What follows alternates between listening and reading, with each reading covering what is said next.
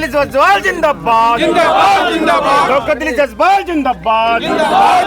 जो अभी मंत्रिमंडल का विस्तार हुआ और इसमें भारतीय जनता पार्टी का केंद्रीय नेतृत्व और बिहार का भारतीय जनता पार्टी का नेतृत्व ने मुझे मंत्रिमंडल विस्तार में मंत्री पद का दायित्व दिया गया और विशेष करके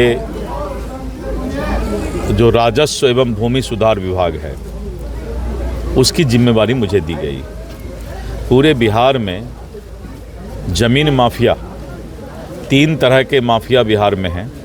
एक तो बालू माफिया, ज़मीन माफिया और इस तरह करके अपराध का भी एक अपराधीकरण का माफिया है।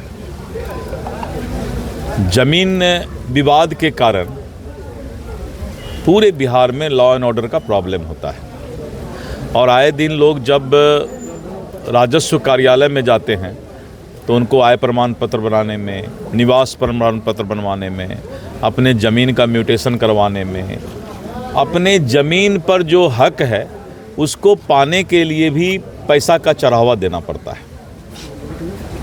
ये अच्छा हुआ कि माननीय नीतीश कुमार और भारतीय जनता पार्टी एनडीए गठबंधन ने मुझे इसका नाम ही है भूमि सुधार, राजस्व एवं भूमि सुधार, लैंड रिफॉर्मेशन। तो कैसे सुधार हो इसकी चिंता करेंगे और मुझे पूरा विश्वास है कि इस चुनौती को स्वीकार करके पूरे बिहार में ज़मीन का जो भी विवाद है उसको समाप्त करने का मैं प्रयास करूंगा।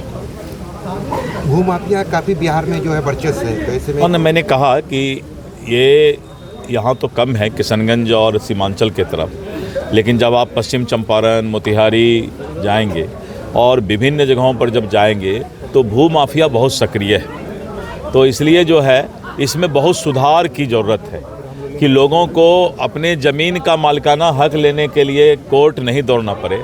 आज अब जब सिविल सूट का मामला देखेंगे, एक ज़मीन का जब सिविल सूट का केस होता है न्यायालय में तो 20-20 साल चलता है। हम लोग सुनते हैं कि बाप दादा ने केस किया तो बेटा पोता जो है सिविल सूट का केस लड़ता है, तब तक जो है बेचारे उसकी ज़िंदगी ही समाप्त हो जाती है।